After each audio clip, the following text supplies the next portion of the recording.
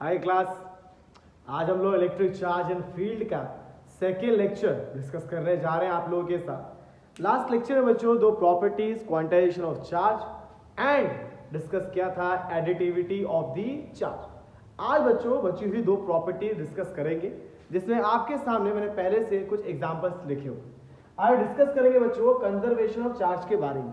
Charge का conservation, बच्चों conservation का मतलब ही होता है किसी भी चीज का फिक्स हो, चाहे वो कंजर्वेशन ऑफ मास में आप लोगों ने पढ़ा हो, मास neither be created nor be destroyed, in the same way conservation of charge भी है बच्चों। कंजर्वेशन ऑफ चार्ज ये कहता है कि किसी भी सिस्टम कभी भी चार्ज को ना तो हम क्रिएट कर सकते हैं और ना ही हम चार्ज को डिस्ट्रॉय कर सकते हैं। एक सिस्टम बस को ट्रांसफर कर सकते हैं। तो टोटल चार्ज जो एक आइसोलेटेड सिस्टम का होता है वह हमेशा सेम रहता है, वो आप चेंज नहीं कर सकते, ठीक है। बस को ट्रांसफर कर सकते हो। Electric charge can neither be created nor be destroyed, but आप उसको ट्रांसफर कर सकते हो एक बॉडी से दूसरी बॉडी की तरफ। तो मैं कहता हूँ बच्चों कुछ बताने वाली खास चीज नहीं थी, बस ये था कि कंजर्वेशन का मतलब ही तो है किसी भी चीज का फिक्स होना। तो कंजर्वेशन चार्ज का मतलब हो गया चार्ज का फिक्स होना, कि अगर हमारे पास एक सिस्टम है तो सिस्टम में जितना जो चार्ज है अभी आफ्टर द रिएक्शन भी उतना ही चार्ज रहेगा। जैसे एग्जांपल मैं आपको देता हूं बच्चों, एक ग्लास रॉड है।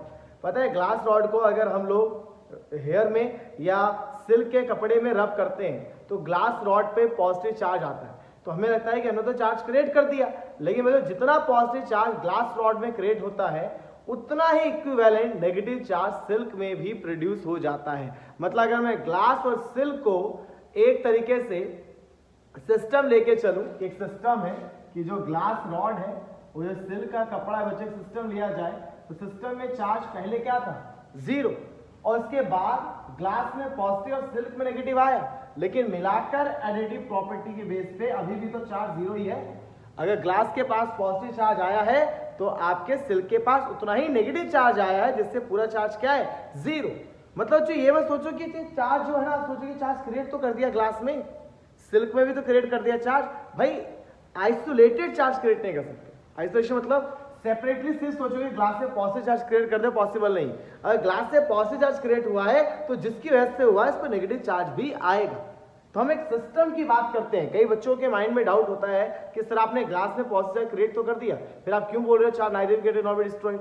बच्चों आपने ग्लास को पॉजिटिव चार्ज तो कर दिया है, लेकिन इस सिस्टम के साथ क्या है ना, सिल्क भी तो उसके साथ लिंक है। ग्लास के पास पॉजिटिव चार्ज आया है तो इक्वल नेगेटिव चार्ज सिल्क के पास भी तो आया है, तो एज अ सिस्टम तो अभी भी वो क्या है, न्यूट्रल ही है। तो यहाँ हमने पहला एग्जांपल लिखा है कि ग्लास रॉड पे अगर पॉजिटिव चार्ज आता है तो उतना इक्विवेलेंट सिल्क क्लॉथ के पास नेगेटिव चार्ज भी आता है, जिससे कि पूरा सिस्टम आपका न्यूट्रल होता है।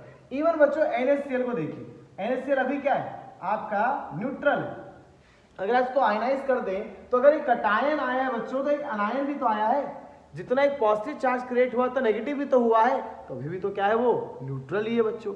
इवन अगर आप यूरेनियम का फ्यूजन देखें, क्या बच्चों यूरेनियम है, मैंने इस पे फास्ट मूविंग न्यूट्रॉन को इस यूरेनियम पे स्ट्राइक कराया तो फ्यूजन मतलब स्प्लिट हो गया, बेरियम क्रिप्टन में कुछ और भी न्यूट्रॉन्स रिलीज हुए, some amount of energy is created. तो बच्चों जब आपने फास्ट मूविंग न्यूट्रॉन को इस यूरेनियम पे स्ट्राइक किया तो भी आप देखेंगे तो चार्ज आपका लॉस नहीं हुआ है। आप देख सकते हैं ये चार्ज होता है, ठीक है ना, चार्ज प्रोटॉन ना, atomic numbers, these are atomic numbers, atomic number equals to number of proton and proton have the charge, है ना।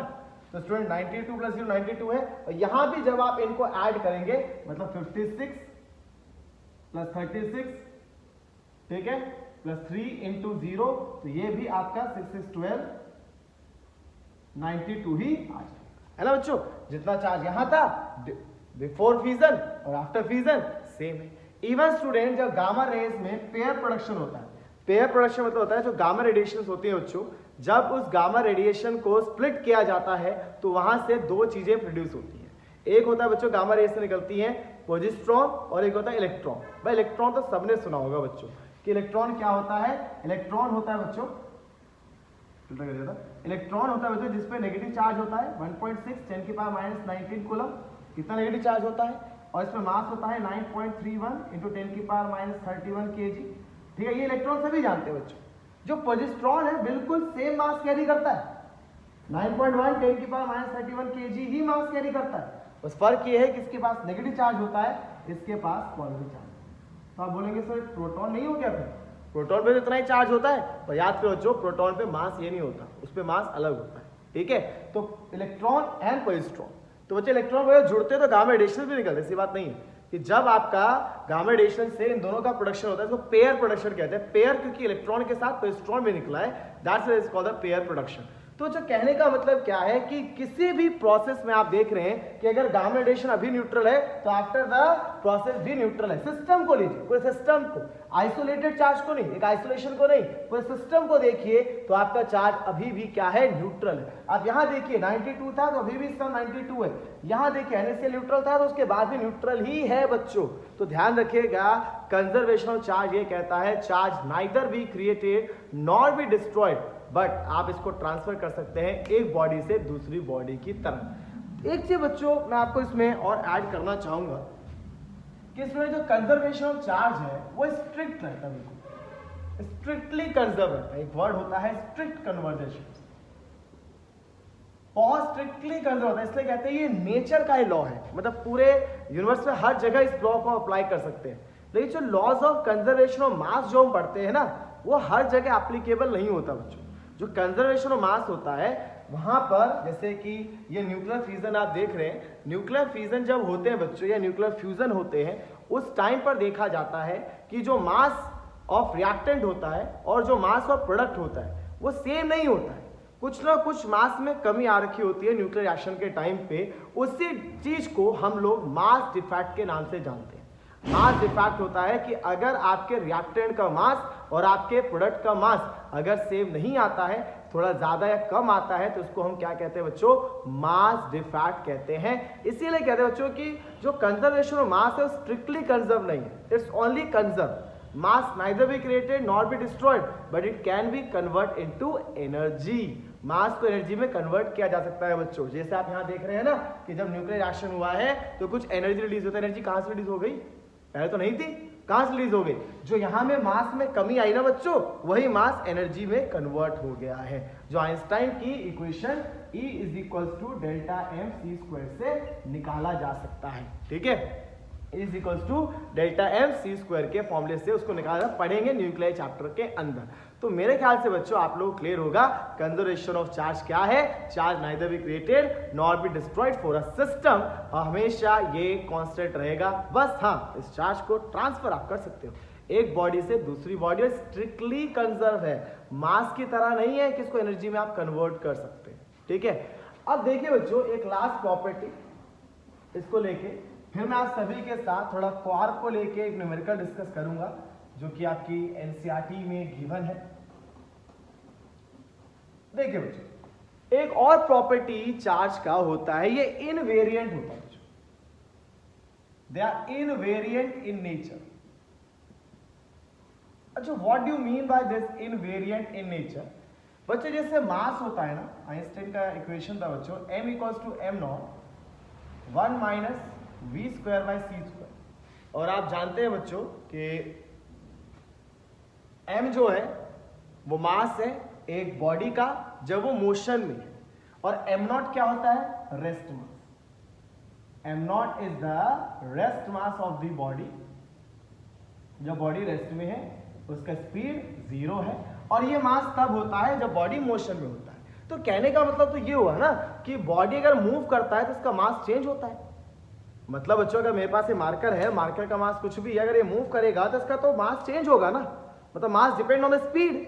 बट बच्चों चार्ज कभी स्पीड पे डिपेंड नहीं करता है, चार्ज इज इनवेरिएंट। इनवेरिएंट का मतलब इस चीज से हुआ कि चाहे बॉडी पे कितना भी चार्ज हो, अगर वो मूव भी करेगा तो चार्ज उतना ही रहेगा। ऐसा नहीं है कि चार्ज स्पीड के साथ वेरी कर जाएगा। तो इनवेरिएंट मतलब वेरी नहीं करता है, ठीक है। इनवेरिएंट है मतलब वेरिएशन अपने अंदर नहीं लाता है जैसे मास ले आता है। जैसे मास स्पीड के साथ अपनी वैल्यू चेंज कर लेता है, चार्ज के साथ ऐसा नहीं है बच्चों। चार्ज अपने आप को उतना ही रखता है चाहे चार्ज पार्टिकल मूव ही क्यों ना कर रहा हो, ठीक है। तो आई थिंक बच्चों यहां तक आपको क्लियर होगा चार प्रॉपर्टी के बारे में। अब मैं आपसे वो क्वार्क को लेके एक न्यूमेरिकल डिस्कस कर रहा हूं।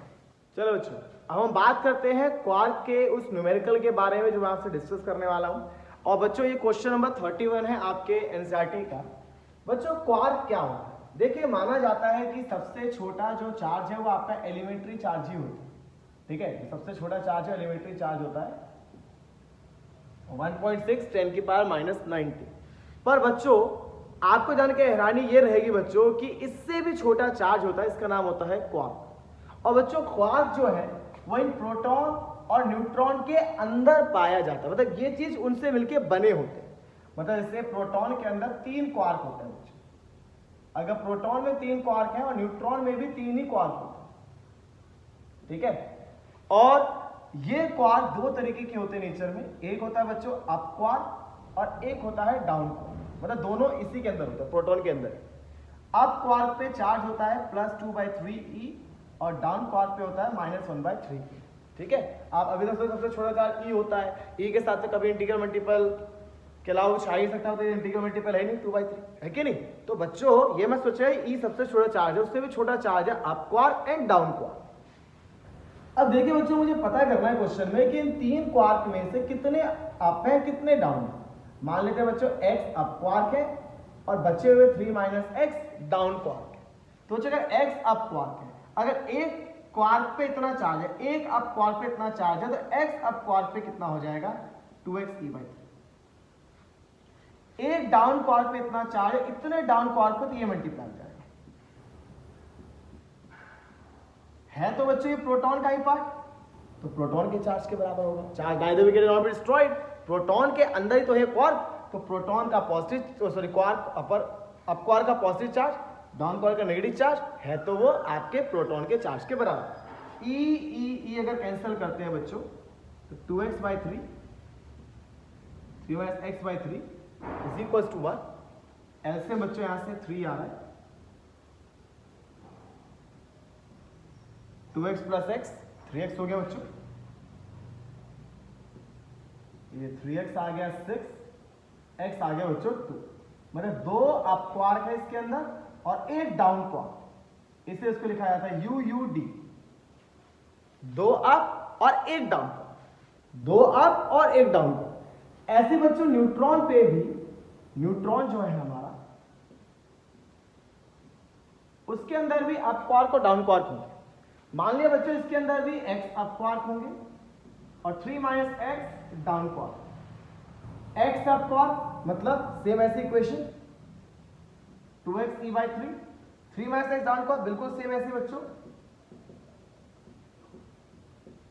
और न्यूट्रॉन तो न्यूट्रल होता है, तो उसका चार्ज क्या हो जाएगा 0, तो फिर e कॉमन आके उधर आएगा 0 हो जाएगा, 2x/3 0 एलसीएम लेंगे बच्चों। ठीक है, 2x + x 3x - 3, ये आ जाएगी 0, x आ गया 1 मतलब बच्चों एक अप क्वार्क, एक अप क्वार्क है मतलब कि 2 डाउन।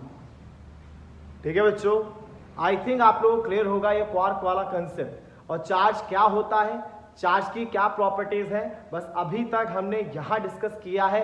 अभी हम ये भी जानेंगे बच्चों कि चार्ज को प्रोड्यूस करने के कितने मेथड हैं, कंडक्शन, इंडक्शन एंड कन्वर्शन। और आप देखिएगा वहां भी आप लोगों को कुछ न्यूमेरिकल्स देखने को मिलेंगे और उसके बाद हम लोग चलेंगे कूलम्स लॉ की तरफ। सारे लेक्चर्स आप लोग मिलेंगे स्टूडेंट, लेकिन प्लीज आप सभी बच्चे इन लेक्चर्स को विजिट करने के बाद अपना फीडबैक जरूर दें। कई हमसे थोड़ी सी मिस्टेक्स होती है बच्चों, तो हमें बताएं कि हाँ सर यहाँ पे थोड़ा सा मिस्टेक हो गया है, ताकि हम उसको अगले लेक्चर्स में और अच्छा कर सकें।